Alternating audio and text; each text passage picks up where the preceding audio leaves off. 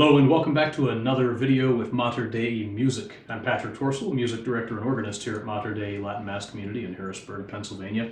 So for this first video, I want to kind of tackle a question and a topic that's very near and dear to my heart as an organist. And that's the question of why does the organist play a postlude after Mass?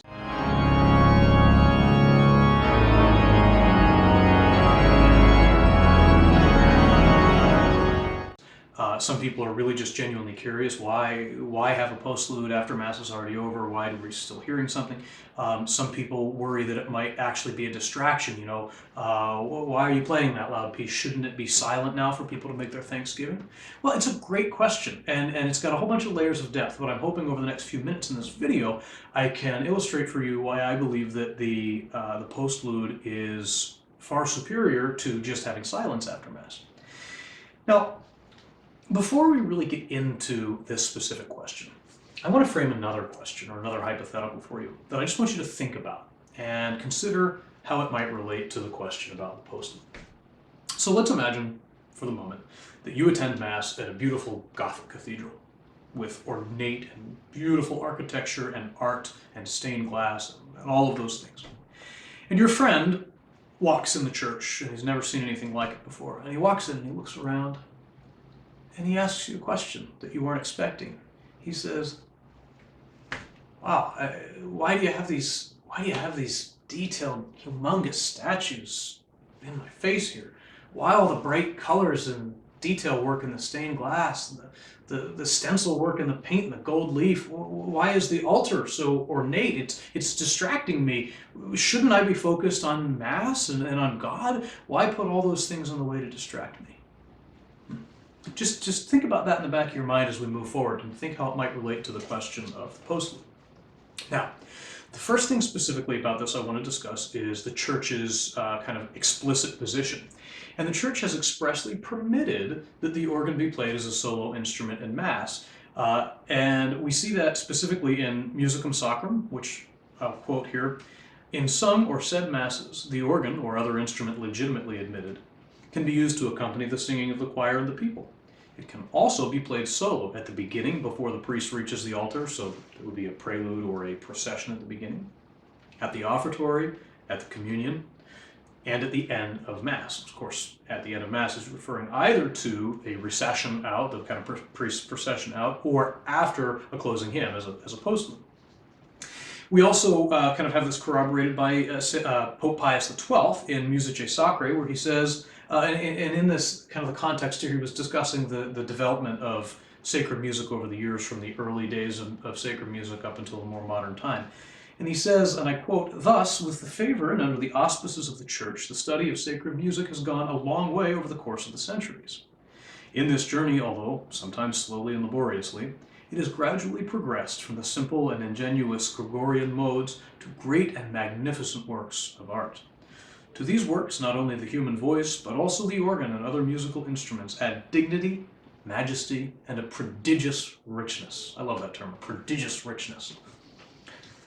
But since he mentions other instruments there, I think it's also good to take just a second to see what the Church has taught us about the organ and why the organ is to be kind of the primary and most fitting instrument for the liturgy.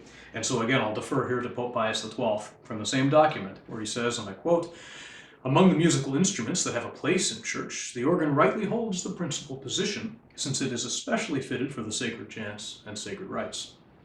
It adds a wonderful splendor and a special magnificence to the ceremonies of the Church. It moves the souls of the faithful by the grandeur and the sweetness of its tones. It gives minds an almost heavenly joy and lifts them up powerfully to God and to higher things." So there not only do we have Pius XII confirming for us that the organ is especially suited to the liturgy, but we also have him acknowledging the contrast that's present within the organ itself, its ability to produce sweetness in its tones, as he says, but also grandeur and power in its tones. So we have Pius XII kind of outlining what the organ can do to lift the faithful's hearts and minds up to God and to heavenly things.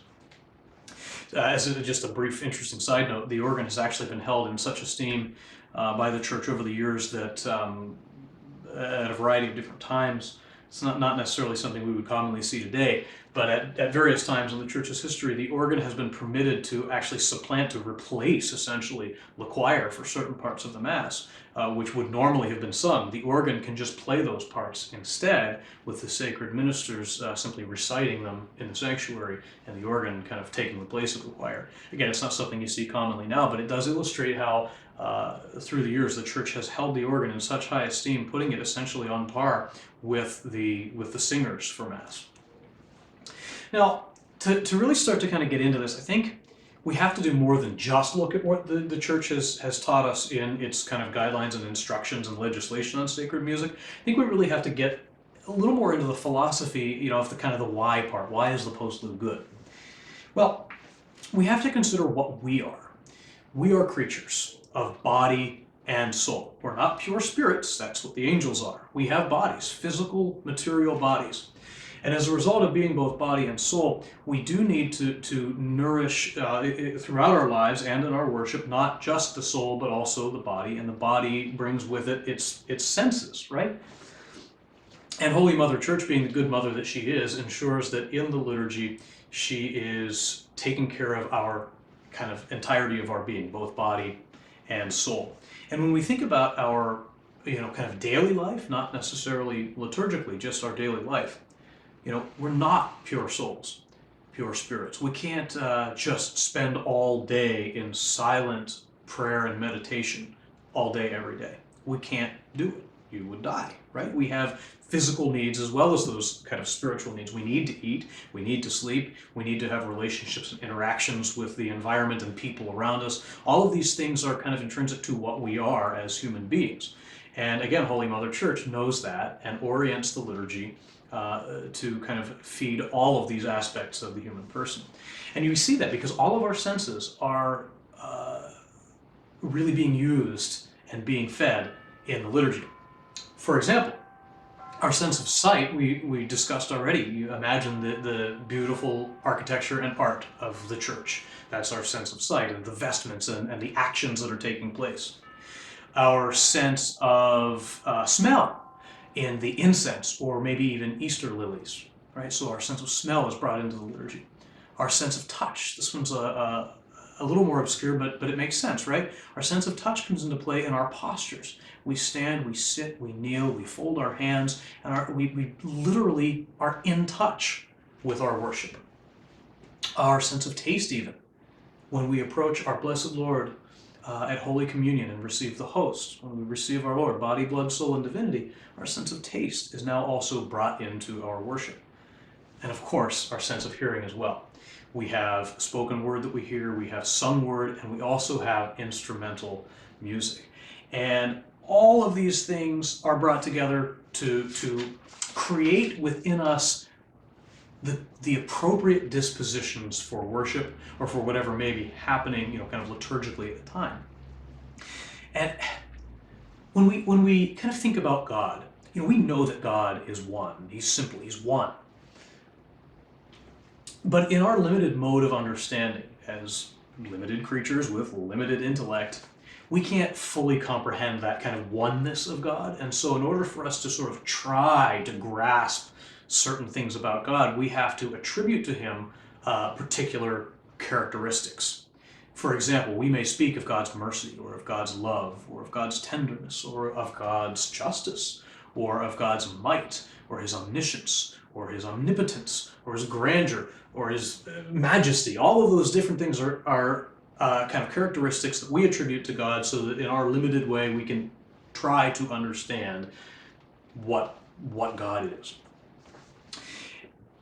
And these sensory inputs can all help create the dispositions for those different characteristics, to appreciate those different characteristics. For example, a really quiet, meditative kind of piece might be played on the organ during Holy Communion. And just by the sound of it, by the stops that the organist uses and the melody and everything about it, it stirs up in your soul the intimate love that God has for you, and his willingness to kind of condescend to come to you under the forms of bread and wine. Or maybe an intricate Baroque fugue played as a prelude with its kind of perfect structure and logical order and its intricate interwoven parts. maybe that puts the mind into thoughts of God's own, kind of perfections and the orderliness of his creation, and the logic of it all. Or maybe the grand, French romantic, bombastic postlude calls to mind this sense of God's majesty and his power, and as we're giving him thanks at the end of Mass for all of this that he in his infinity has given to us. So we can see how God, while he's one, we in our limited way have to sort of attribute these characteristics to him, and these sensory inputs, and specifically music in this case, can help kind of lift the soul up in a particular direction to contemplate God in a particular way. So you do truly have to approach music in your kind of prayer and dispositions at Mass in the same way that you would approach art or architecture. I'm guessing, if you're anything like me, the question I asked at the beginning, you would answer your friend by saying, oh no, those things aren't distractions. They're beautiful. They help lift our eyes to God. They help us focus on the Mass. All of those things are an aid to our devotion, not a distraction. But look at the music in the same way and consider which characteristics that we attribute to God the particular piece of music may be trying to cultivate in your disposition, in your prayer. So again, just to reiterate, all of our senses are getting put to work in this liturgy, and at the postlude, what's happening? So our sense of touch, we're kneeling in that posture. Our sense of smell, the lingering smells of incense as the thurifers walked by. Our sense of taste, again, we've just received Holy Communion. Our sense of sight, maybe we're looking up and meditating on the scene that's being depicted in one of the beautiful stained glass windows, as we hear in our ear a great movement of an organ piece by, say, Louis Vierne or Wiener or Bach or somebody. And all of those senses now are coming together to create that disposition of gratitude to God for not only the gift of himself and Holy Communion and the Mass itself, but thanksgiving truly to God for all of the wonders of God and his creation, right?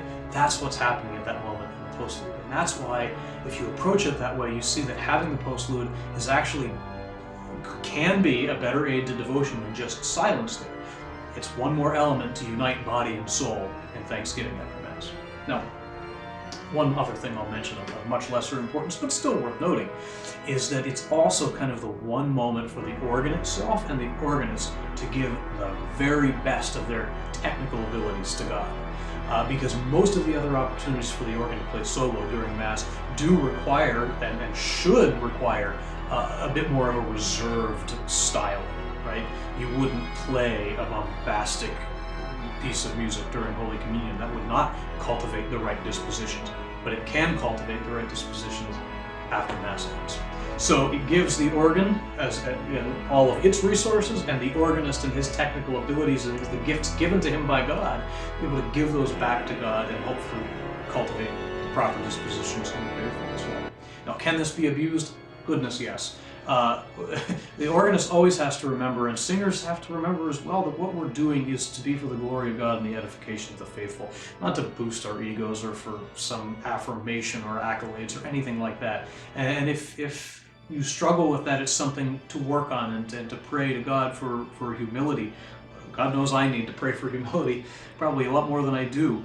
But it's really important that all of these things not be to attract attention to an individual, but to make sure that attention is given to God and worship is given to God. So that's one way it can be abused. Another way would be simply to play inappropriate styles of music or to bring the profane into the sacred. And I'm going to refer back to Pius XII again, because he said it so much better than I could. Kind of continuing his thought earlier on the development of sacred music, he says, "The progress of this musical art clearly shows how sincerely the Church has desired to render divine worship ever more splendid and more pleasing to the Christian people. It likewise shows why the Church must insist that this art remain within its proper limits and must prevent anything profane and foreign to divine worship from entering into sacred music, alongside genuine progress, and thus perverting it." So we have to remember, everything we do needs to be for the glory of God, not for the glory of ourselves. And we need to remember that the music that we sing and the music that we play at Mass must be sacred in character, not secular, not profane. It must be ordered specifically to the worship of God. A final comment I'll have, though, is that I understand, and I think even most organists would understand, that different people do have different dispositions and different tolerances for noise or music, and not everyone does appreciate the big, loud organ pieces, and it's okay. You don't have to appreciate it, especially if you've tried to see it in the light that I've presented it here, and it still bothers you. I understand that. There's two things to consider. One is that, generally speaking, with maybe a few rare exceptions out there, the postlude is really the only time that such big, loud organ pieces are played. So you have the entire Mass that's not like that. So focus on those moments and maybe offer up that 5-minute postlude after Mass, and then after the postlude's over, you'll have your silence to make your thanksgiving. Or remember that there's always the option to go to low Mass if music doesn't help you in your particular spirituality and your worship of God. But it certainly helps mine, and I think if you really consider what we've kind of looked through here, not only what the Church has taught us and reinforced, but also the philosophy of what we are as human creatures, beings of both body and soul, and how our senses all are nourished by Holy Mother Church in the liturgy. I think you can see how a postlude can help accentuate some of those attributes that we apply to God in order to create these dispositions of the soul and lift the heart and mind up to God. Let me know if you have any questions. If you have any suggestions for future topics or questions, throw them in the comments below. Give us a like and subscribe, and may God bless you abundantly always.